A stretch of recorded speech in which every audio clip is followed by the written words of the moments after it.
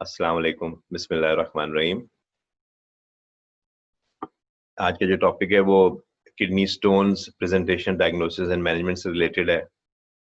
इसकी जो presentation commonly होती है, जो सबसे कॉमन प्रेजेंटेशन है वो सीवियर पेन होता है, बहुत शदीद दर्द होता है। ये इन्फेक्शन की शक्ल में भी आ सकता है सामने, पेशाब के अंदर इन्फेक्शन हो या पूरी बॉडी में इन्फेक्शन हो सकती है।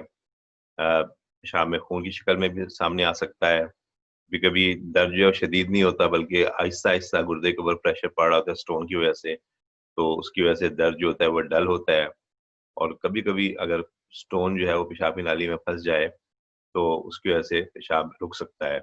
ये मैंने सब चीज़ें जो हैं वो कुछ अगली स्लाइड्स में ज़्यादा बेहतर तरीके से एक्सप्लेन की हैं, द डायग्राम के साथ, ताकि उन लोगों के लिए जो कि जिनको कभी भी इससे वास्ता नहीं पड़ा, उनको समझने में आसानी हो सके। शदीद दर्द जो होता है वो गुर्दे में पीछे की तरफ हो सकता है, आदमी अपने कमर को पकड़ लेता है। ये दर्द जो होता है कभी-कभी इस सूरत में ज़ाहिर होता है जिसमें वो पेट को पकड़ के बैठा होता है और लोगों को ख़्याल होता है कि ये जो है वो अपेंडिक्स का दर्द है या पित्ते में पथरी का दर्द है। तो इसकी वजूहात जो हैं कई हो सकती हैं, ख़ास तौर पे सीधे हाथ की तरफ अगर दर्द हो। इसमें एक जो है वो जैसे मैंने कहा कि गुर्दे की पथरी जब पेशाब की नाली में आना शुरू होती है, जिसे हम यूरेटर कहते हैं, तो उसकी वजह से दर्द जो है वो शुरू होता है, क्योंकि बॉडी का मैकेनिज़्म है कि वो उस चीज़ को वहाँ से निकालना चाहती है और उसकी वजह से शदीद तरह की अ कॉन्ट्रैक्शंस पैदा होती हैं यूरेटर के अंदर, और इसकी वजह से दर्द शुरू हो जाता है। सीधे हाथ पे दर्द की वजह जो और वजूहात होती हैं, उनमें एक अपेंडिक्स हो जाता है। यानी पित्ते की पथरी भी सीधे हाथ की तरफ होती है, क्योंकि पित्ता और जिगर भी सीधे हाथ की तरफ होता है। और कभी-कभी स्किन के ऊपर हर्पीज़ शुरू होती है, उसका दर्द भी काफ़ी शदीद होता है, वो भी सीधे हाथ पे अगर हो तो उसका दर्द भी ऐसे ही महसूस होता है। अ, कभी-कभी दर्द जो होता है वो जिसे हम लोग टेस्टिकुलर टॉर्जन कहते हैं, अगर टेस्टिस में बल पड़ जाए, तो उसका दर्द भी जो है वो उसकी रेडिएशन भी कभी ऊपर की तरफ जाती है। तो इम्पोर्टेंट चीज़ ये है कि जब किसी को शदीद दर्द हो, किसी मर्द को या बच्चे को, जो ये बता रहा हो कि उसकी शदीद दर्द है, तो ज़रूर टेस्टिकुलर एग्ज़ामिनेशन भी करना चाहिए, ताकि ये ना सोचा जाए कि ये गुर्दे की पथरी का दर्द है, बल्कि कभी-कभी टॉर्जन का दर्द जो होता है, वो भी इस तरह ज़ाहिर होता है।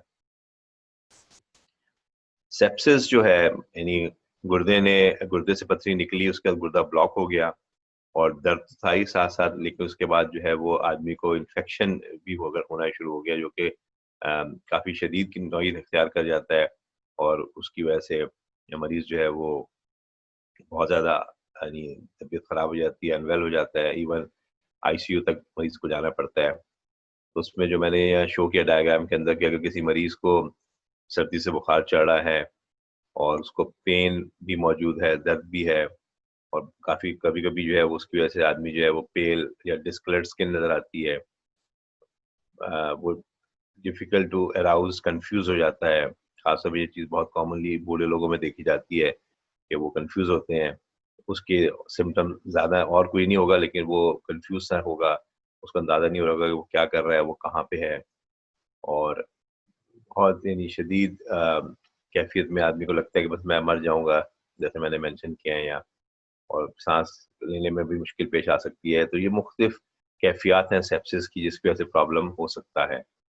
तो ये एक प्रेज़ेंटेशन की वजह हो सकती है और जब हम उसको इन्वेस्टिगेट करते हैं, मरीज़ दाखिल तो होता है वो सिंपली इन्फेक्शन के साथ, लेकिन जब उसके टेस्ट वगैरह किए जाते हैं तो पता लगता है कि ये पथरी है, जिसने गुर्दे को ब्लॉक किया हुआ है। तो उसको इमरजेंसी के अंदर हमें थिएटर ले जाके उसको अनब्लॉक करना पड़ता है और वो मैं आपको एक्सप्लेन करूँगा आगे कि उसको हम किस तरह अनब्लॉक कर सकते हैं। और ये पेशाब रुक सकता है, ये पेशाब की एक नाली है जिसको मैंने दिखाया डायग्राम के अंदर, जैसे पथरी पड़ी हुई है। तो ये अगर अ, छोटी पथरी हो तो खुद से निकल जाएगी तकलीफ के साथ। लेकिन अगर वो ज़रा बड़ी पथरी होती है और पेशाब की नाली में अगर पहले से रुकावट भी है, यानी उसको स्ट्रक्चर है या पेशाब की नाली में तंगी मौजूद है, तो पथरी वहाँ आके फँस जाएगी और वो फिर पेशाब भी रुक जाएगा। तो ये एक मोड ऑफ प्रेज़ेंटेशन है, जो कि इतना कॉमन नहीं होता, लेकिन स्टिल इस चीज़ को ज़हन में रखना चाहिए। अब हम इसकी तरफ आते हैं कि जो इसको हम डायग्नोज कैसे करते हैं, क्योंकि दर्द शदीद नौइयत का होगा, आपको जो है वो पेशाब में तकलीफ भी होगी, कभी-कभी पेशाब करने के अंदर ये आपको मतली भी हो सकती है, उल्टियाँ भी आ सकती हैं और दर्द की नौइयत इतनी शदीद होती है, जैसे मैंने पहले भी अपनी प्रेज़ेंटेशन में बताया था कि लेबर पेन्स जो यानी बच्चे की पैदाइश का दर्द होता है, उससे भी ज़्यादा शदीद दर्द होता है। ये मैंने जब ख़वातीन से पूछा तो उन्होंने इस बारे में मुझे कहा कि ये दर्द जो था पथरी का, ये उससे भी ज़्यादा शदीद था। तो यही ये बहुत अहम है कि ये दर्द अचानक उठ सकता है और उसकी वजह से, इसकी शिद्दत की वजह से मरीज़ फ़ौरी तौर पे जो है वो डॉक्टर की तरफ रुजू करता है या अस्पताल जाता है। अ, लेकिन कभी-कभी ये दर्द जो है वो सेटल हो जाता है, तो मरीज़ ये समझता है कि मेरा पथरी निकल गई है या मेरी पथरी नहीं है अब। तो उस सिलसिले में इन्वेस्टिगेशन पूरी करनी चाहिए और जब तक पथरी निकल ना जाए, किसी न किसी तरीके से उसको फाइनलाइज़ ना कर दिया जाए, मिसाल तौर पे एक्स-रे कर कि वो पथरी निकल गई है, उस हद तक उसको यही प्रिज़्यूम करना चाहिए कि पथरी मौजूद है और उसको उसका इलाज होना चाहिए। इसकी डायग्नोसिस जो होती है वो हम किस तरह करते हैं कि यूरिन को हम भेजते हैं मायने के लिए और यूरिन का डिपस्टिक होता है। डिपस्टिक का मतलब ये होता है कि जो कभी कोई मरीज़ पेशाब करता है तो उसके अंदर हम आजकल स्ट्रिप्स आती हैं वो डालकर, जिससे केमिकल रिएक्शन के ज़रिए आपको पेशाब के अंदर इन्फेक्शन भी पता लग जाती है, खून का मौजूद होना ये भी पता लग जाता है और उसके अंदर पीएच, बहुत सारी चीज़ें और भी हमें उसमें पता लग जाती हैं। तो ये पहला स्टेप होता है जो कि हम करते हैं मरीज़ की इमरजेंसी के अंदर। उसमें ज़रूरी नहीं है कि हर मरीज़ को पेशाब में खून आ रहा हो। 100 में से 10 मरीज़ ऐसे भी होते हैं जिनको पेशाब में खून नहीं आता लेकिन उनको पथरी होती है। तो ये कह देना किसी वजह से कि जी इसके पेशाब में खून नहीं है इसलिए इसको पथरी नहीं होगी, वो सही नहीं है। इसके अलावा जो खून के हम टेस्ट करते हैं उसमें गुर्दे का फ़ंक्शन देखते हैं, जिसे हम क्रेटिनिन कहते हैं, कैल्शियम और यूरिक एसिड लेवल देखा जाता है। एक बुनियादी टेस्ट है, अगर किसी को पथरी हो तो ये खून में किया जाता है। ये सब इसलिए यानी इम्पोर्टेंट है क्योंकि क्रेटिनिन जो होती है वो ये शो करती है कि इस गुर्दे का फ़ंक्शन जो है वो किस हद तक मुतासिर हो रहा है इस पथरी की वजह से।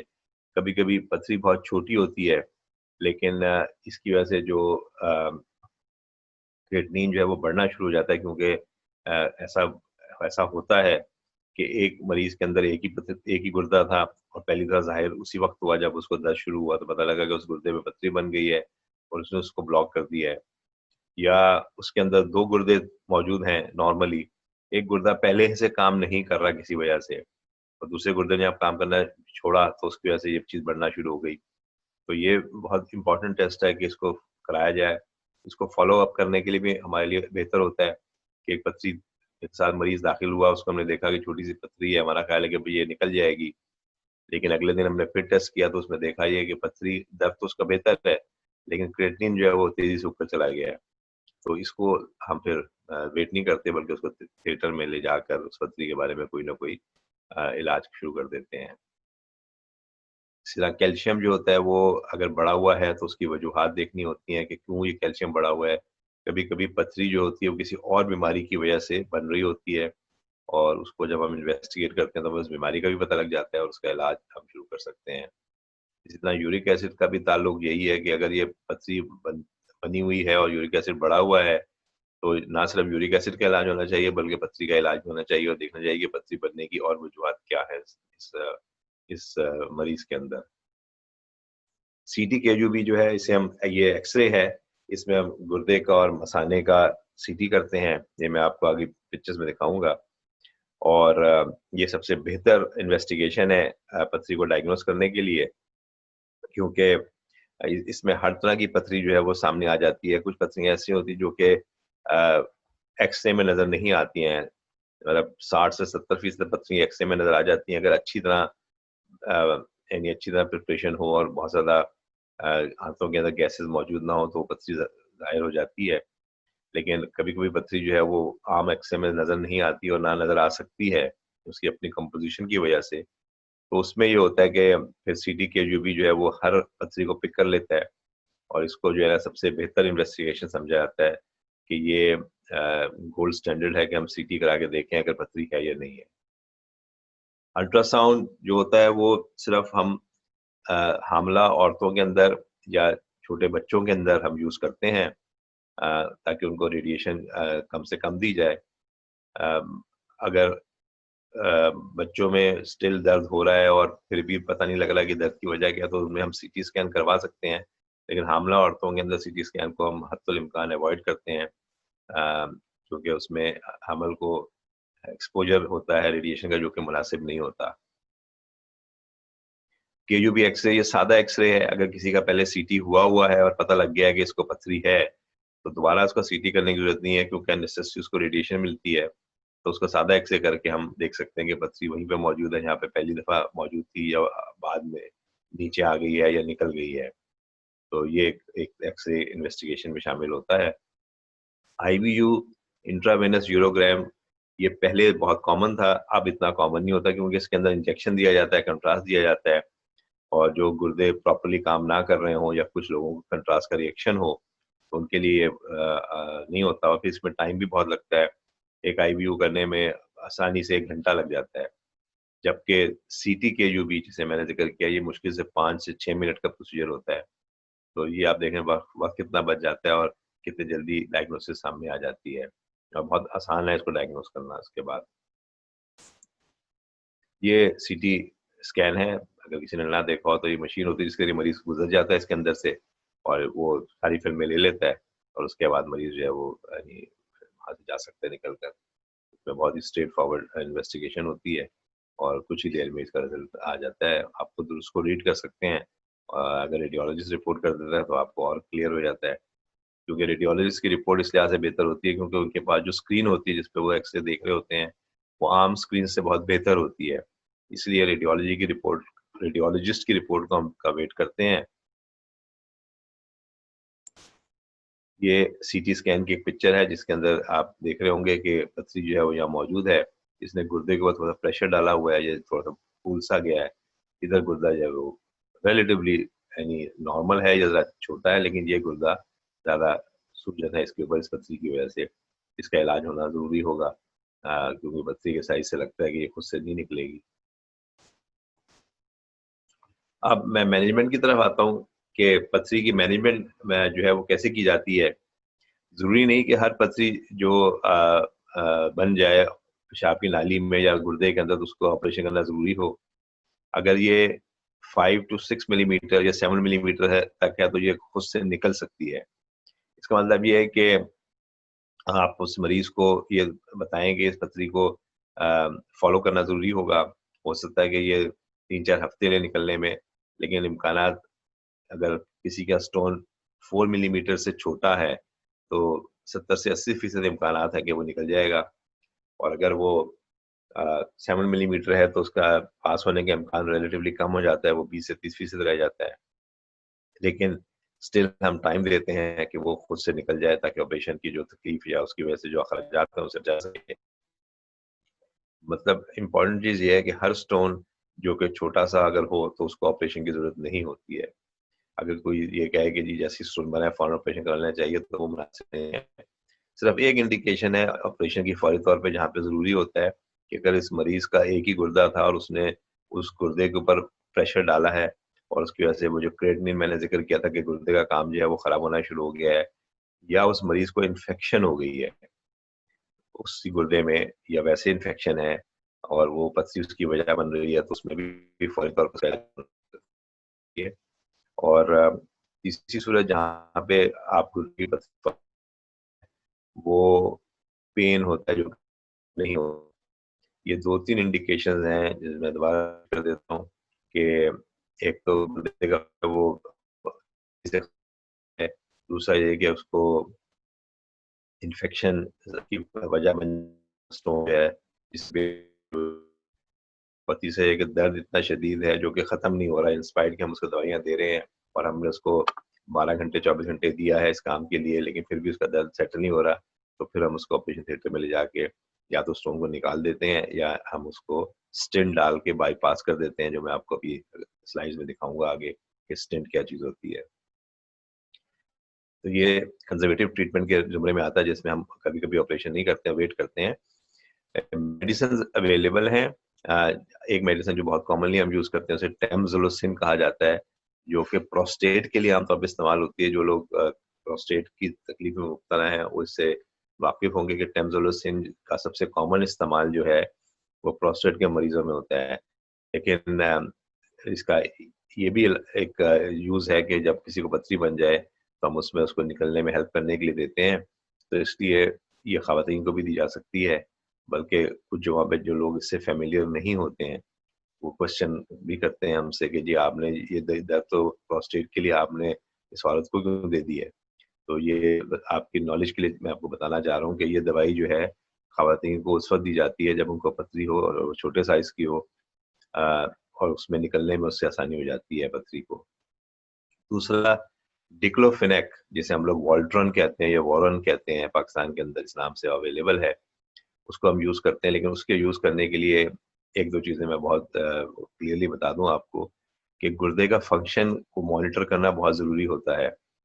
किसी मरीज़ का अगर गुर्दे का फ़ंक्शन ख़राब है, तो उसको वॉल्ट्रॉल नहीं दी जाएगी और ना उसको लेनी चाहिए। दर्द के लिए बहुत अच्छी दवा है, लेकिन गुर्दे के फ़ंक्शन को ये ख़राब करेगी बहुत तेज़ी के साथ, और वो इस मरीज़ के गुर्दे के लिए किसी भी तरह मुनासिब नहीं है। तो पहली डोज़ जो है वो, क्योंकि गुर्दे का फ़ंक्शन अगर पहले से मालूम ना हो तो आदमी दे देता है दर्द की वजह से, लेकिन जैसे ही गुर्दे का फ़ंक्शन सामने आए, उसके बाद इसको अवॉइड करना चाहिए। अगर गुर्दे का फ़ंक्शन ख़राब है, अगर गुर्दे का फ़ंक्शन ठीक है, तो आप इसको यूज़ कर सकते हैं। इसके अलावा जो इसका जो साइड इफ़ेक्ट होता है वो मैदे की लाइनिंग के ऊपर भी होता है। तो उसके अंदर हम आमतौर पे वो दवाइयाँ देते हैं जिससे मैदे की तेज़ाबियत को भी कम किया जा सकता है, ताकि इसका साइड इफ़ेक्ट कम से कम हो।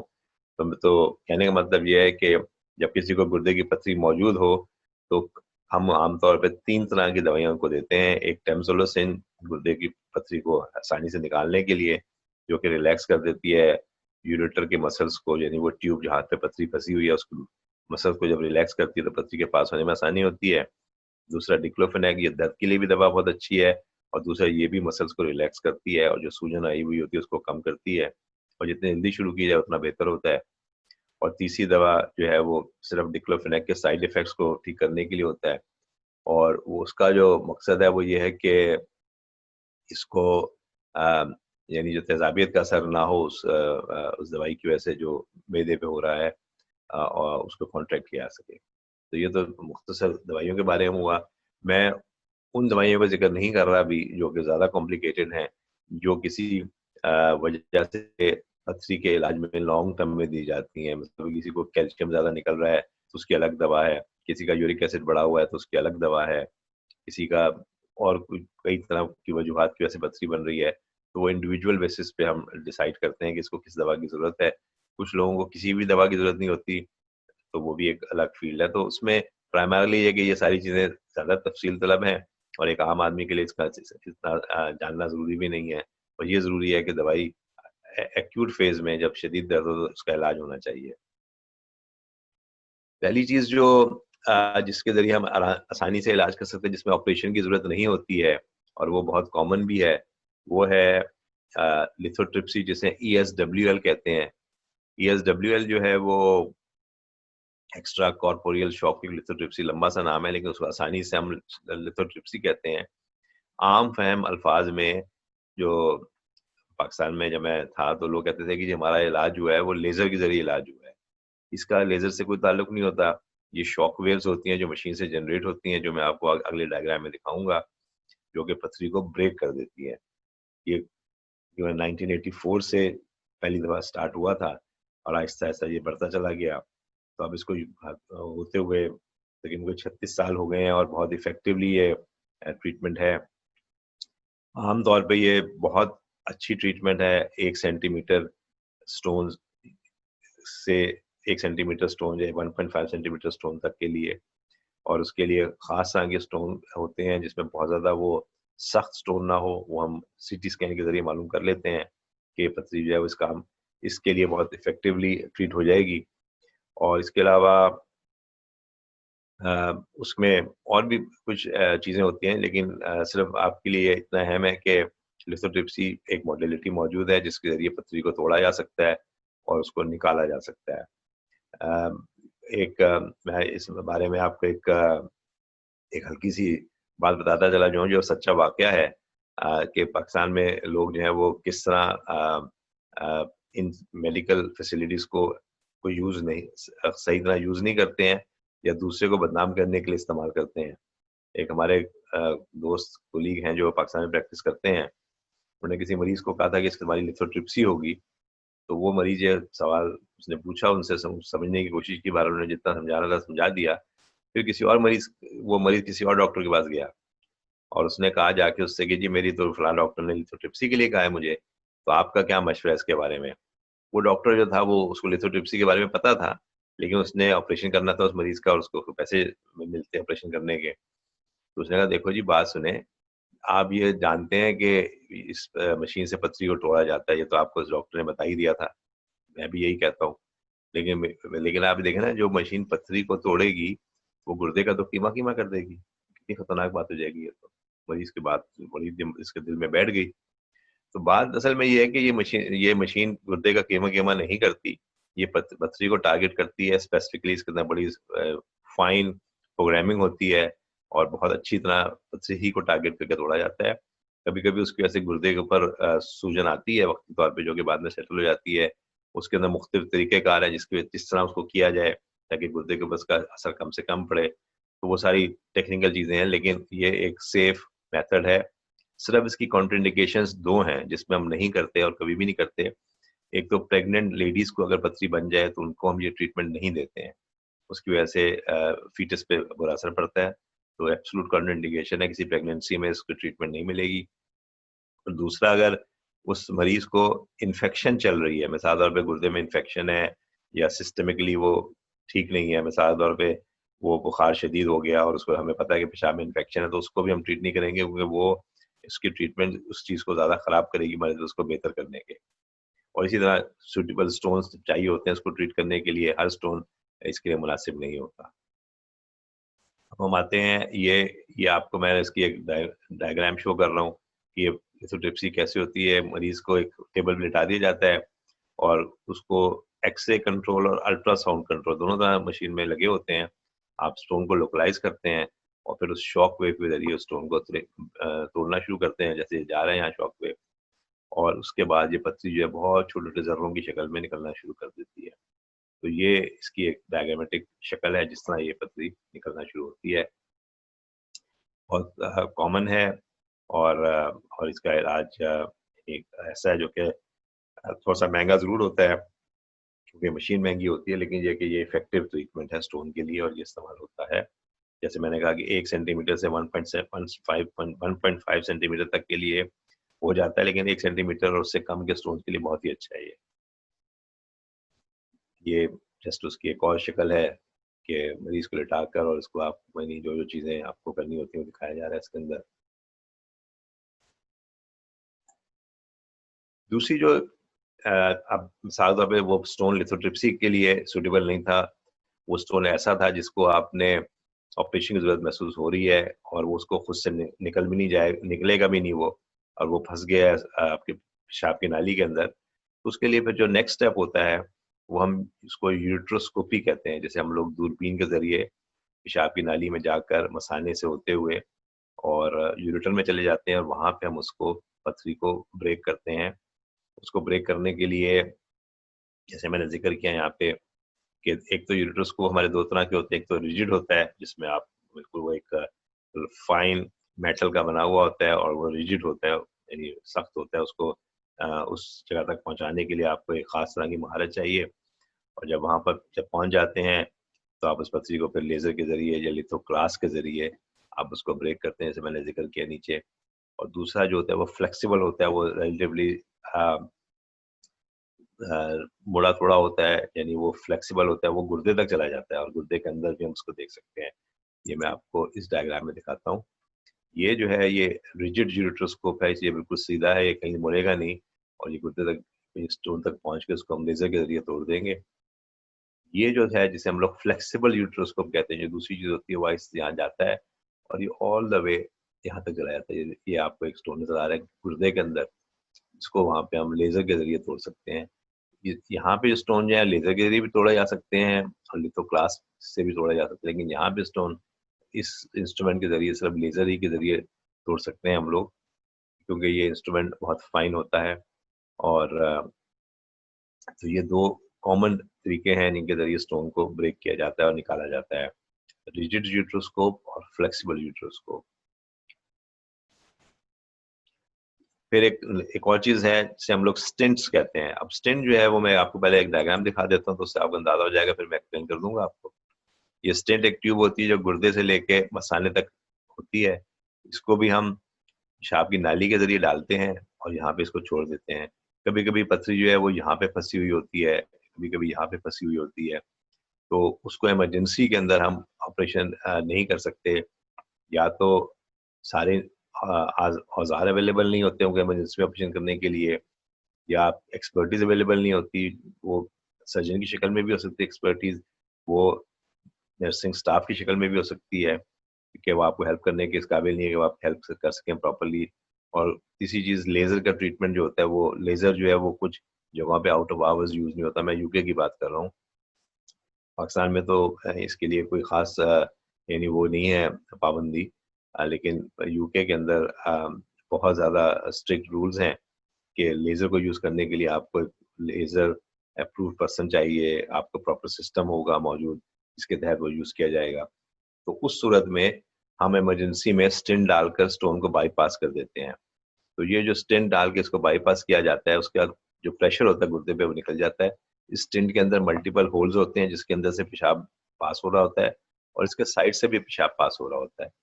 तो ये अ, आम तौर पे 3 से 4 हफ्ते के बाद हम मेन ऑपरेशन करके पथरी को निकाल देते हैं। लेकिन ये स्टेंट सेफली 6 महीने रह सकती है। कुछ स्टेंट्स जो होती हैं वो साल भी रह सकती हैं। लेकिन ऑब्वियसली हम इतने लंबे अरसे के लिए नहीं उसको रखते हैं, हम तो उसको ख़ास पर्पज़ के लिए डाल रहे हैं, जो कि जैसे ही गुर्दे का ऑपरेशन हो जाएगा पथरी का, उसको हम निकाल देंगे या कुछ अरसे के लिए दोबारा डाल देंगे किसी नई स्टेंट को, ताकि गुर्दे पे जो प्रेशर पड़ा है ऑपरेशन के बाद उसको हम रिलीज़ कर सकें। इस स्टेंट का और भी यूज़ होते हैं, कभी-कभी कैंसर की वजह से जो पेशाब की नाली है ये टाइट हो जाती है, तो इसके ऊपर प्रेशर जो होता है बाहर से हो रहा होता है, उसको ख़त्म करने के लिए स्टेंट डाली जाती है। तो इस तरह की इसकी मुख्तलिफ यूज़ेज़ हैं। ऑब्वियसली पर्पज़ स्टेंट दिखाने का है और बताने का है। स्टेंट्स के ऊपर मैं ज़्यादा तफ़सील से नहीं जा रहा इस वक़्त। तो ये एक तो स्टेंट्स के ऊपर कि इसका पर्पज़ क्या हो गया और ये क्या चीज़ होती है। फिर इसको निकालने के लिए भी ज़रूरी नहीं कि बेहोश किया जाए, डालने के लिए तो बेहोश करना ज़रूरी होता है मरीज़ को, लेकिन निकालने के लिए आप सिर्फ़ सिंपली दूरबीन डाल के इसको निकाल सकते हैं, जो कि लोकल एनेस्थीसिया में या फ्लेक्सिबल सिस्टोस्कोपी के ज़रिए भी हम निकाल देते हैं, जो कि बहुत छोटा-सा प्रोसीजर होता है, डे केस में होता है। और आजकल जो स्टेंट्स अवेलेबल हैं, उसके साथ एक धागा लगा हुआ होता है। उस धागा जो है वो पेशाब की नाली से बाहर आया हुआ होता है। उससे हम अगर 4-5 दिन के लिए स्टेंट डाली गई है तो आसानी से उस धागे को बाहर से पुल कर कर हम निकाल देते हैं। ये ज़्यादा कॉमन मतलब ज़्यादा प्राइस इफ़ेक्टिव है, कॉस्ट इफ़ेक्टिव है ये, और इसको मैंने ख़ास तौर पे काफ़ी इस्तेमाल किया जब मैं मिडल ईस्ट में काम करता था, क्योंकि उसमें फिर मरीज़ को दोबारा लाना नहीं पड़ता, और अगर वो पैसे अपनी जेब से खर्च कर रहे हों, तो उससे वो बच जाते हैं कि उनको बार-बार थिएटर में जाके बेहोश नहीं करना पड़ता, या और उसको कोई इंस्ट्रूमेंट का जो खर्चा होता है उससे बच जाते हैं। अगर ज़हन में आपके कोई सवाल हो तो आखिर में आप कुछ पूछ लीजिएगा किसी भी चीज़ के बारे में इंशाअल्लाह ताला। पीसीएनएल परक्यूटेनियस नेफ्रोलिथोटमी, ये बहुत ही इफ़ेक्टिव प्रोसीजर है बड़े स्टोन्स के लिए जो गुर्दे में मौजूद होते हैं। मिसाल के तौर पे एक स्टोन है जो कि पहले कभी डायग्नोज़ नहीं हुआ, जब पहली दफ़ा पता लगा कि वो 2 सेंटीमीटर या उससे बड़ा स्टोन था। तो वो स्टोन्स जो हैं वो बाकी किसी और मोडेलिटी के ज़रिए इतने इफ़ेक्टिवली ब्रेक नहीं कर हो सकते, या उनको 2-3 सेशन चाहिए होंगे खोलने के लिए, फिर भी हो सकता है बिल्कुल पूरी तरह साफ़ ना हो। जबकि पीसीएनएल जो होती है वो बहुत इफ़ेक्टिवली उसको एक ही सेशन में क्लियर कर देती है। तो इसमें सबसे अहम चीज़ स्टोन का साइज़ है, कि किस साइज़ का स्टोन है। दूसरी अहम चीज़, किस पोज़ीशन में वो स्टोन लाई कर रहा है किडनी के अंदर। अ, और तीसरी चीज़, कभी-कभी स्टोन बहुत सख्त होता है, तो किसी और ज़रिए से उसको ब्रेक करना मुश्किल होता है, तो फिर पीसीएनएल के ज़रिए उसको ब्रेक किया जाता है। पीसीएनएल क्या होता है कि डायरेक्टली स्किन से आप गुर्दे में जाते हैं। ये इंस्ट्रूमेंट है जिसको हम यूज़ करते हैं, जिसे नेफ्रोस्कोप कहते हैं, और इसके ज़रिए आप पथरी को देखकर उसको आप अल्ट्रासाउंड के ज़रिए या लिथोक्लास के ज़रिए या लेज़र के ज़रिए, आमतौर पे लेज़र यहाँ पे इस्तेमाल नहीं होता, करने करने को हम कर सकते हैं, लेकिन लेज़र बड़े स्टोन्स के लिए बहुत ज़्यादा इफ़ेक्टिव नहीं होता, बहुत ज़्यादा टाइम लेता है। इफ़ेक्टिव तो होता है लेकिन बहुत टाइम लेता है, जबकि लिथोक्लास से वो स्टोन बहुत जल्दी ब्रेक करके निकाला जा सकता है। तो ये आप पीसीएनएल की एक तस्वीर देख रहे हैं कि इसको किस तरह डील किया जाता है, और बाद में जिस जिस सुराख से ये इंस्ट्रूमेंट डाला जाता है, यहाँ से एक ट्यूब बाहर निकाल दी जाती है जिसे नेफ्रोस्टमी ट्यूब कहते हैं। वो 24 घंटे से 48 घंटे तक रहती है बाहर और उसके बाद उसको भी निकाल देते हैं, तो फिर गुर्दा प्रॉपर्ली काम शुरू कर देता है और उस पर मरीज़ जो है वो स्टोन फ्री हो जाता है। अब मैं बहुत अहम हिस्से की तरफ आ रहा हूँ इस प्रेज़ेंटेशन के, जो कि इसकी प्रिवेंशन क्या होती है। एक तो किसी को स्टोन बन गया और उसके बाद अब उसको कैसे आइंदा के लिए प्रिवेंट करेंगे। एक तो बात ये है कि आपको कम से कम 1.5 टू 2 लीटर्स ऑफ फ्लूइड जो है वो रेगुलरली इस्तेमाल करना चाहिए। अ, बहुत सारी जगहों पे आपने पढ़ा होगा कि 2.5 टू 3 लीटर्स लिखा होता है और बिल्कुल सही है। डिपेंड करता है कि किन हालात में आप काम कर रहे हैं और उसके लिए मैं अपने मरीज़ों को एक आम मशवरा देता हूँ जो मेरे ख़्याल से ज़्यादा प्रैक्टिकल है, वो ये है कि पेशाब के कलर को देखें। अगर पेशाब का कलर बिल्कुल लाइट येलो है, लाइक वाटर है, तो आप एडिक्वेट अमाउंट ऑफ फ्लूइड्स ले रहे हैं, आप मुनासिब मिकदार में पानी का इस्तेमाल कर रहे हैं या और जो फ्लूइड्स हैं, चाय, कॉफ़ी जो भी ले रहे हैं, वो मुनासिब ले रहे हैं। लेकिन अगर वो डार्क है, मैं सुबह के पेशाब की बात नहीं कर रहा, सुबह का पेशाब थोड़ा-सा डार्क होता है क्योंकि रात को आप पानी का इस्तेमाल नहीं करते हैं, तो मैं दिन के यानी पेशाब की बात कर रहा हूँ। तो अगर वो बिल्कुल लाइट येलो है या ऑलमोस्ट पानी की तरह है, तो फिर आप बिल्कुल एडिक्वेट अमाउंट ऑफ फ्लूइड्स ले रहे हैं, आपको उनको चेंज करने की ज़रूरत नहीं है। लेकिन अगर वो डार्क कलर का है, तो आपको उसको बढ़ा देना चाहिए पानी की मिकदार को। अच्छा, मैं पानी का लफ्ज़ ख़ास तौर पे यहाँ पे मैं एक्सप्लेन करता चला जाऊँ, क्योंकि कभी लोग सिर्फ़ पानी का इस्तेमाल कर रहे होते हैं और बहुत ज़्यादा पानी इस्तेमाल करने लगते हैं, तो उससे कभी-कभी उनको जिस्म के अंदर जो नमकियात होते हैं, उसके ऊपर भी असर पड़ना शुरू हो जाता है, ख़ास तौर पे जो बूढ़े लोग होते हैं, उनकी नमकियात के ऊपर ज़्यादा जल्दी असर पड़ता है। तो उसमें मैं सजेस्ट करूँगा कि वो चाय, कॉफ़ी, दूध, अम शिकंजबीन बगैर चीनी, नमक के वो इस्तेमाल करें, वो बहुत मुनासिब है। अब मैं डाइट की तरफ आता हूँ। सबसे अहम चीज़ जो कि स्टोन की प्रिवेंशन में आपको हेल्प करेगी, वो नींबू का इस्तेमाल है। क्योंकि नींबू के अंदर सिट्रेट्स होते हैं और वो सिट्रेट्स जो होते हैं वो प्रिवेंशन ऑफ स्टोन्स फॉर्मेशन में हेल्प करते हैं। अगर किसी को पथरी बन जाए तो उसको बढ़ने नहीं देंगे साइज़ को फर्दर। उसको निकलने में या नि वो उसको ख़त्म कर देंगे, ये कहना मुश्किल है। उससे वो मरीज़ पथरी अगर पास होना शुरू हो जाए, मिसाल के तौर पे उसका साइज़ 3 से 4 मिलीमीटर था या 5 मिलीमीटर था, वो खुद से निकलना शुरू हो जाए, तो ये उसको यानी रोकेगा नहीं, लेकिन ये उसको जो है ऐसा भी नहीं होगा कि उसके अंदर यानी कोई रुकावट डाले, लेकिन फर्दर बनने के अंदर और स्टोन के साइज़ को ग्रो होने में हेल्प करेगा। नींबू जो है वो आम तौर पे हम लोग जो है वो सजेस्ट करते हैं 4 से 5 बड़े साइज़ के नींबू जो यहाँ पे अवेलेबल हैं यूके के अंदर। पाकिस्तान में क्योंकि नींबू का साइज़ काफ़ी छोटा होता है, तो वहाँ पे मैं सजेस्ट करूँगा 10 से 12 नींबू आप इस्तेमाल करें। वो आप इस तरह इस्तेमाल कर सकते हैं कि 1 जग पानी लें सुबह और उसमें ये नींबू निचोड़ लें और उसी पानी को आप सारे दिन इस्तेमाल करते रहें। या तो उसको आप फ्रिज में रख लें या यानी जिस जिस शक्ल में भी आप इस्तेमाल करना चाहें, वो आप कर सकते हैं। इसके अलावा और पानी भी इस्तेमाल कर सकते हैं, सिर्फ ये नहीं कि वही पानी इस्तेमाल करना है और अगर वो पानी खत्म हो गया तब आप सोचेंगे अब क्या करें हम, ऐसा नहीं है। उस पानी के अलावा बाकी भी आप पानी इस्तेमाल करें और चीज़ें जो चाय, कॉफ़ी वगैरह वो भी इस्तेमाल करें आप, लेकिन ये एक एक पहली एहतियात है आपके लिए। फिर वो चीज़ें जो कि पथरी को बनने में मदद देती हैं, उनको अवॉइड करना चाहिए। वो क्या-क्या चीज़ें हैं, ये काफ़ी यानी अहम चीज़ है जो मैं आपको बताना चाह रहा हूँ अब और इसको ज़्यादा तवज्जो से देखिएगा, सुनिएगा।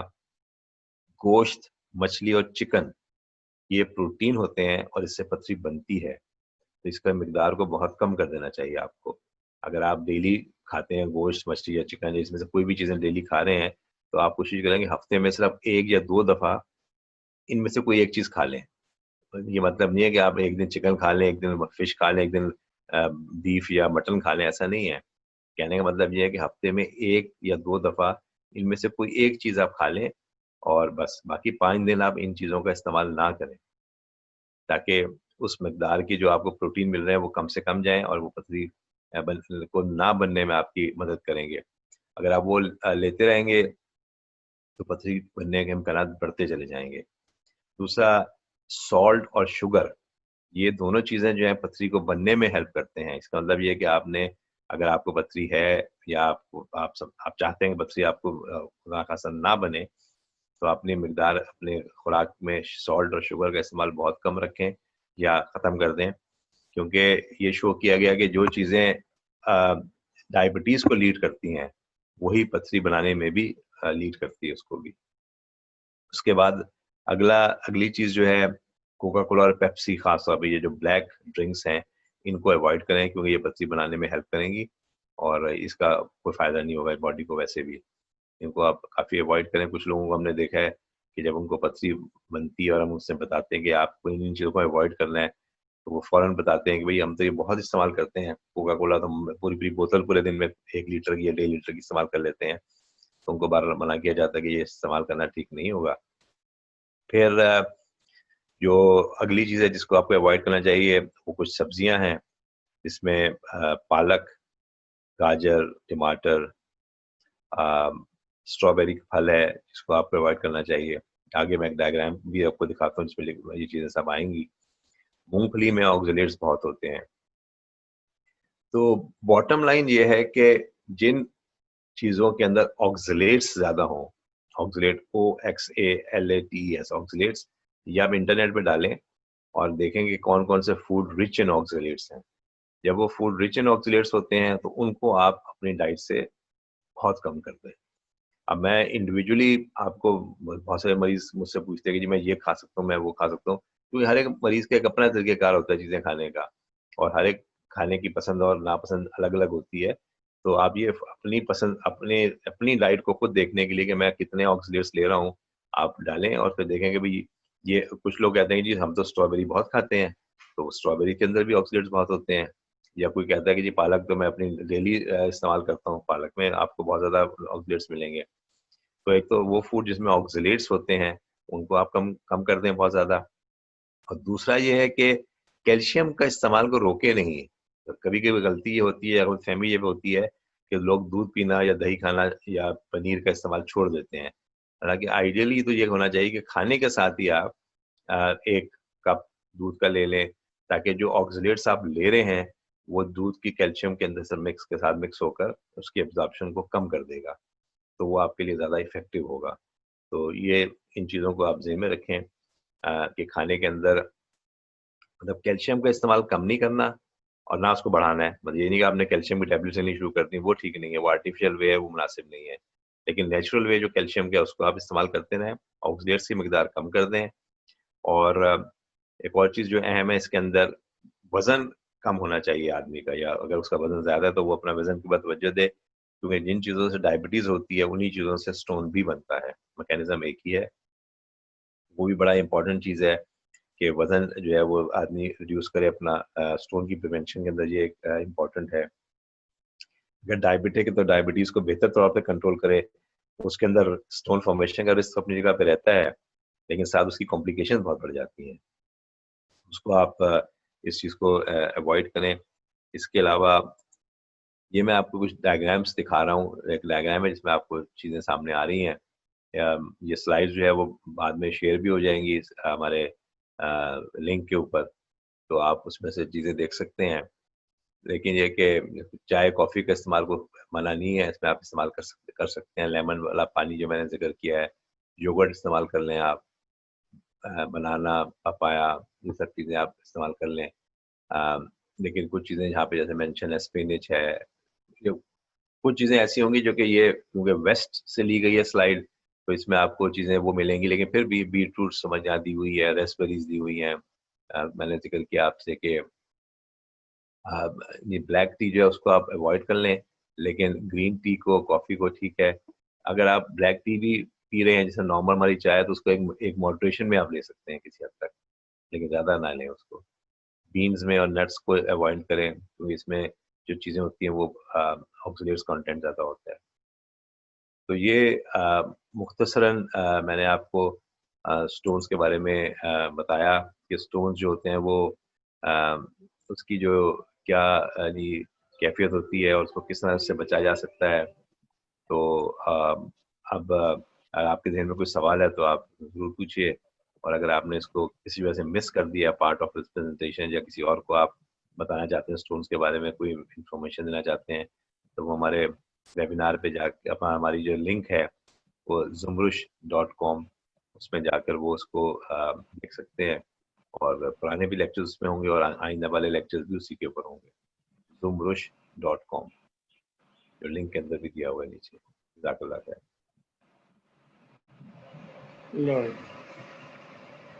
सवाल नहीं करना किसी इसको, क्या सवाल है? मुझे जज़ाकल्लाह खैर बोल दे।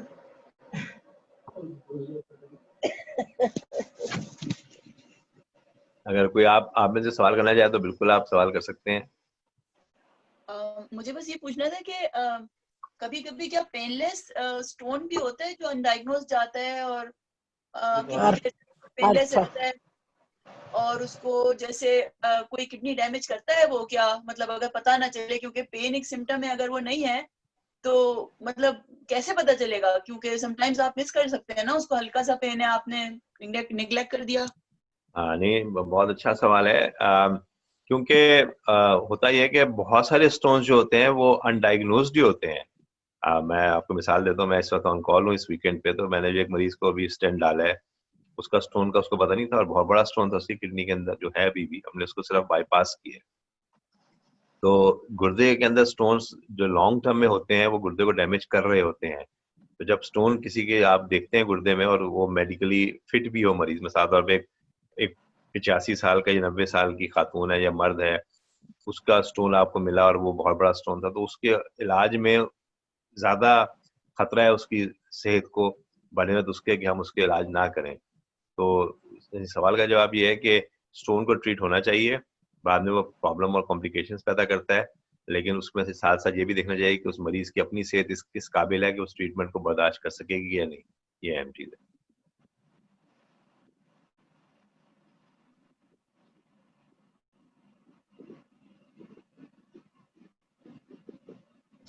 एक बार स्टोन जो है वो पैदाश होना शुरू हो जाए तो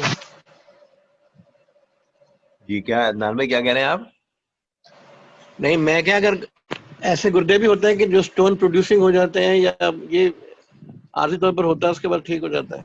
नहीं नहीं, बिल्कुल नहीं, बड़ा अहम सवाल है ये, क्योंकि अगर किसी को एक दफा स्टोन बन जाता है ना, बोल के बहुत ही अच्छा सवाल किया आपने। एक दफा जब किसी को स्टोन बन जाता है तो हम लोग कहते हैं ना कि उस स्टोन ने घर का रास्ता देख लिया है। तो जी 50% लोगों में 5 से 10 साल के अंदर दोबारा स्टोन बनने के इम्कान बहुत बढ़ जाते हैं। यानी 50 से 60% लोगों के अंदर दोबारा स्टोन बन जाएगा। तो इसके लिए जो मैंने एहतियातें बताई हैं खुराक के अंदर, पानी के इस्तेमाल के अंदर, वो बहुत ज़रूरी हैं। और कुछ फैमिलीज के अंदर अगर किसी को लेट से के वाले साहब को स्टोन था या भाई को स्टोन है, तो उसमें चांसेस ज़्यादा है कि दूसरे भाई को भी स्टोन हो सकता है या बहन को स्टोन हो सकता है, क्योंकि उनकी जेनेटिक मेकअप इस किस्म की है। कुछ लोगों को बीमारी ऐसी होती है, मिसाल तौर पे हम लोग जिसे क्रोन्स डिजीज कहते हैं या इरिटेबल बाउल सिंड्रोम कहते हैं, उसके अंदर स्टोन बनने के इम्कान बढ़ जाते हैं।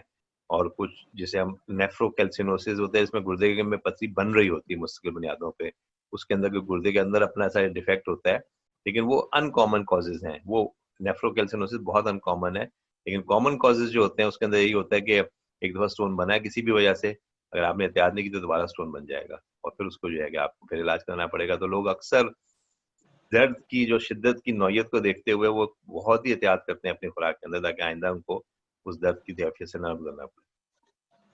ये स्टोन जो है कि साइलेंटली भी पड़े रहते हैं, आपने ये भी बात की ना, कि साइलेंटली पड़े रहते हैं, फिर उनका पता नहीं चलता, ऐसा भी? बिल्कुल, यानी बिल्कुल मुमकिन है, क्योंकि आपने किसी वजह से कभी एक्सरे करवाया ही नहीं अपना, या कोई जरूरत ही महसूस नहीं किया आपने। अल्ट्रासाउंड में तो आ जाता है ना? अल्ट्रासाउंड में आ जाते हैं स्टोन जो होते हैं, वो गुर्दे के स्टोन अल्ट्रासाउंड में आ जाएंगे, लेकिन जो गुर्दे के बाद नाली जिसे हम यूरेटर कहते हैं, उसके अंदर कोई स्टोन पड़ा हुआ है तो वो अल्ट्रासाउंड में नहीं आता। वो कभी कभी गुर्दे के ऊपर प्रेशर भी नहीं डाल रहा होता, वो पड़ा हुआ होता है वहाँ पे। लेकिन ऐसे मैंने कहा ना कि स्टोन का होना गुर्दे के अंदर या पेशाब की नाली के अंदर किसी भी वक्त वो एक वो बन जाती है, मुश्किल पैदा कर सकता है। और जो एक चीज जो आपकी नॉलेज में, वैसे मैं बता रहा हूँ जनरल नॉलेज के लिए, कि पायलट्स के लिए स्टोन फ्री होना लाजमी है। वो प्रिंसिपली अगर वो पायलट है और वो जहाज को फ्लाई करेगा, तो उसको 100% स्टोन फ्री होना चाहिए, क्योंकि उसमें एक छोटा सा स्टोन का टुकड़ा भी उसके लिए इतना खतरनाक हो सकता है कि वो फिर बहुत सारे लोगों के लिए नहीं खतरा पैदा कर सकता है, जो उसकी अगर दर्द उठ जाए दौरान फ्लाइट का। तो इसलिए पायलट्स अगर कोई हमारे पास आते हैं तो उनको हम as soon as possible stone free करते हैं, ताकि वो अपनी यानी प्रोफेशन के अंदर किसी वजह से डिले ना हो काम करने के अंदर।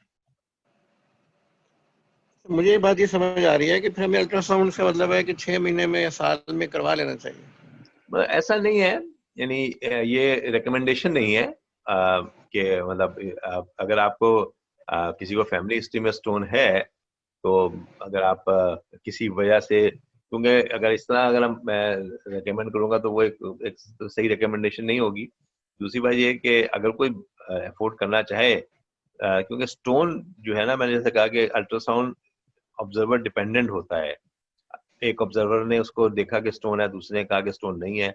कभी कभी एक ऑब्जर्वर कहता है कि इसमें स्टोन है, उसका हमने सीटी स्कैन कराया तो उसमें स्टोन नहीं निकला वो। तो इसलिए बड़ा वेरिएबल है। मैं इसलिए नहीं सजेस्ट करता कि रेगुलरली स्टोन निकलाया जाए। हाँ, अगर कोई सिम्टम आपको हो रहा है, कोई दर्द महसूस हो रहा है, आपको लगता है कि पेशाब में पुराना सा खून किसी का आया है, तो फिर तो वो अल्ट्रासाउंड नहीं, फिर तो सीटी होना चाहिए उसका, ताकि प्रॉपर्ली उसको इन्वेस्टिगेट किया जा सके। तो मतलब इसके लिए जो आपका सवाल अगर मैं समझ सका कि यानी हम रेगुलर बेसिस पे अल्ट्रासाउंड करा के स्टोन की प्रिवेंशन या उसकी डायग्नोसिस कर सकते हैं, तो वो मेरे ख्याल से ठीक नहीं है। किसी को सिम्टम हो तो जरूर कराए, या किसी को स्टोन हुआ हो तो वो रेगुलरली अपने आप को फॉलो अप कराए, वो जो लोकल डॉक्टर है उससे मशवरा कर ले। वरना मेरा सजेशन ये होता है कि अगर किसी को स्टोन बन गया है एक दफ़ा, तो वो 18 महीने में के बाद एक दफ़ा अपना अल्ट्रासाउंड करवा ले, अगर स्टोन बन गया था पहले, ताकि उससे अंदाजा हो जाएगा कि स्टोन बन रहा है या नहीं बन। ये सिम्टम्स में क्या, थोड़ा सा ब्रीफ कर सकते हैं, सिम्टम्स में क्या हो सकता है, यानी दर्द के अलावा और क्या? सिम्टम्स के अंदर एक तो मैंने जैसे कहा था कि शदीद दर्द उठता है, जो सबसे कॉमन सिम्टम है। दूसरा ये होता है कि कमर के अंदर कभी कभी ऐसा होता है कि नॉन स्पेसिफिक सा दर्द होता है, भारीपन महसूस होता है, जो कि बड़ा नॉन स्पेसिफिक सिम्टम है। इसलिए उसकी बुनियाद पे आप ये नहीं कहेंगे कि अगर किसी को हल्का सा कमर में दर्द है तो जाके इन्वेस्टिगेट करना शुरू कर दे। लेकिन पेशाब में खून आना ऑब्वियसली वेरी अलार्मिंग, उसमें तो फौरन आपको इलाज करना पड़ेगा। इसके अलावा जो बुखार हो जाना या पेशाब में बार बार इन्फेक्शन का होना, वो बहुत अहम है।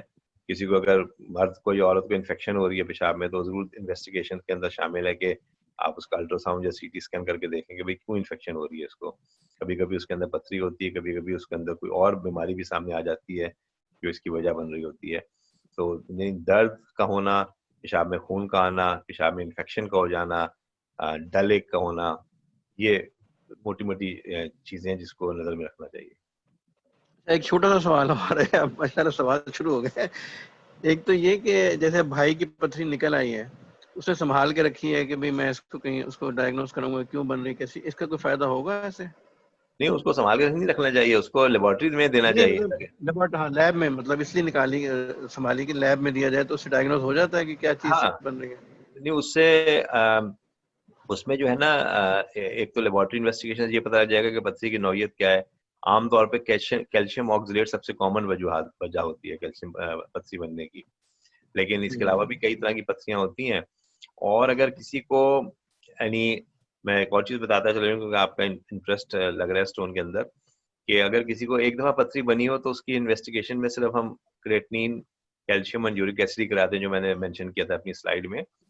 लेकिन अगर किसी को बार बार पथरी बन रही है, या एक गुर्दे में एक से ज्यादा पथरी है, या दोनों गुर्दों में एक एक पथरी है, या उसका एक ही गुर्दा है, या वो बच्चा छोटा ही उम्र का है, 10-12 साल का था, उसको पथरी बन गई है, तो उसमें फिर हम उसकी ज्यादा डिटेल्ड इन्वेस्टिगेशन कराते हैं। उसमें हम 24 घंटे का पेशाब जमा करते हैं, मरीज को कहते हैं, और उसमें कुछ 7-8 चीजें हम देखते हैं। उसमें calcium oxalate, citrate, cystine, uric acid, ये सब चीजें देखी जाती हैं। और उसको फिर हम, और ये मैं अक्सर मरीजों का करता हूँ अपना, क्योंकि हम स्टोन से काफी डील करते हैं यहाँ पे भी, और उसमें बहुत सारी चीजें ऐसी पिक हो जाती हैं जिसका इलाज हो जाता है, तो उसके बाद मरीज जो है वो काफी मुतमईन रहते हैं अल्हम्दुलिल्लाह। और ये बस ये है, बिल्कुल इसका इलाज पूरा होना चाहिए। और आपने जिक्र किया अपने भाई का, तो मेरा मशवरा ये है कि वो अपने एक्सरे करा के या सीटी स्कैन करा के दोबारा चेक कर लें कि वो पथरी निकल गई है। कभी कभी आदमी जो है वो ऑपरेशन से बचने के लिए, ये बहुत कॉमन है, यहाँ पे भी होता है, तो वो कहते हैं जी पथरी निकल गई। हमने जब उसका एक्सरे करते हैं तो पथरी वहीं की वहीं मौजूद होती है, क्योंकि एक आध जर्रा उसका निकला होता है तो समझते हैं पथरी निकल गई है। तो ये चीज बहुत जहन में रखनी चाहिए। और इसमें कितने डरने की अर्से जरूरत में नहीं है, एक्सरे इलाज का? बहुत आसानी से हो जाता है इसका अल्हम्दुलिल्लाह। कितने अरसे में एक्सरे दोबारा करा ले, मतलब अब तो स्टोन निकले बस उसको कम से कम 10-15 आमतौर पे दिन लगेंगे। हाँ नहीं, अगर स्टोन निकल गया तो आप उसको नहीं 1 हफ्ते के बाद ही करा लें, दोबारा एक्सरे करके देख लें, वो तो पता लग जाएगा ना, वो तो निकल गया है। लेकिन अगर स्टोन फंसा हुआ है तो आमतौर पे हम 6 हफ्ते के बाद उसके एक्सरे कराते हैं ताकि उसकी प्रोग्रेस को देख लें। अगर 6 हफ्ते में वो स्टोन वहां से हिल नहीं रहा, यहाँ पे भी था वो 6 हफ्ते पहले, तो फिर उसका ऑपरेशन होना चाहिए। फिर 6 हफ्ते के बाद और वेट करना मुनासिब नहीं। ये ऑपरेशन का कोई ऑल्टरनेट और है ही नहीं अभी तक, जैसे आप वो लेजर वगैरह से ब्रेक करके निकालते हैं या कोई ऐसा? मैंने बताया था अपनी प्रेजेंटेशन में, मैं ख्याल से जी मैं आपको दिखाता हूँ हाँ, मैं आपको। सब मिस कर दिया। अच्छा अच्छा, ये लिथोट्रिप्सी है जो कि इसकी वो है। अच्छा अच्छा, ब्रेक करना। एक सेकेंड, मैं आपको बता देता हूँ। तो मैं रिकॉर्डिंग में देख लेता हूँ, फिर हाँ, आपकी रिकॉर्डिंग में सब ये है लिथोट्रिप्सी जो कि आपको इसमें नजर आ रही है। ये जिसे शॉक वेव लिथोट्रिप्सी कहते हैं। ये इस तरह मशीन में मरीज को लिटा के इसको ट्रीट किया जाता है। ये ऑपरेशन के बगैर इसका इलाज हो जाता है, बिल्कुल मौजूद है जी और जी ये बहुत इफेक्टिव है, बहुत इफेक्टिव है। जज़ाकल्लाह।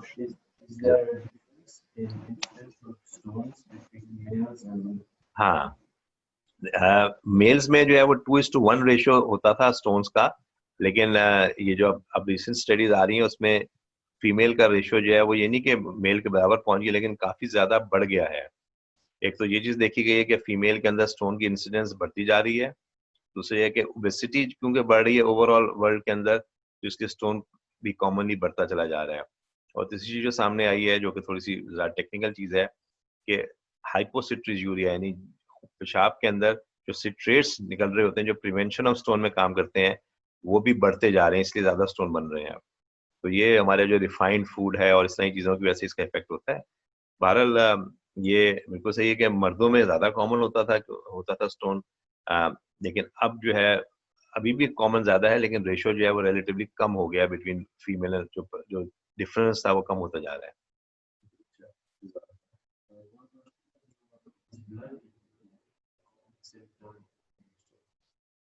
ब्लड इन यूरिन, ब्लड का आना यूरिन के अंदर जो है ना वो कॉमन सिम्टम तो नहीं है, लेकिन अगर अगर दर्द के साथ आ रहा हो तो उसकी एक कॉमन वजह है कि स्टोन होंगे उसके अंदर। लेकिन जो ज्यादा अहम चीज ये है कि किसी को पेशाब में खून आए, क्योंकि पथरी तो फिर ऐसी चीज है कि इसका अगर आपने उसको हफ्ते 2 हफ्ते महीना 2 महीना डिले किया किसी वजह से इन्वेस्टिगेशन को, तो फिर भी आप चीजों को कैच कर लेंगे। लेकिन कैंसर को अगर आपने मिस किया इतने अरसे के लिए, तो उसका कभी कभी खासतौर पे मसाने में कैंसर जो होता है उसको फिर बाद में इलाज होना जरा मुश्किल हो जाता है। तो पथरी सवाल का जवाब अगर मैं ये कहूँ कि पेशाब में अगर आपने खून का देखा है तो उसको पहली ही दफा में पूरा इन्वेस्टिगेट कर लें, ताकि उसमें अगर कोई चीज सामने आती है तो फिर उसका पूरा इलाज हो जाए, उसमें डिले ना किया जाए उसको।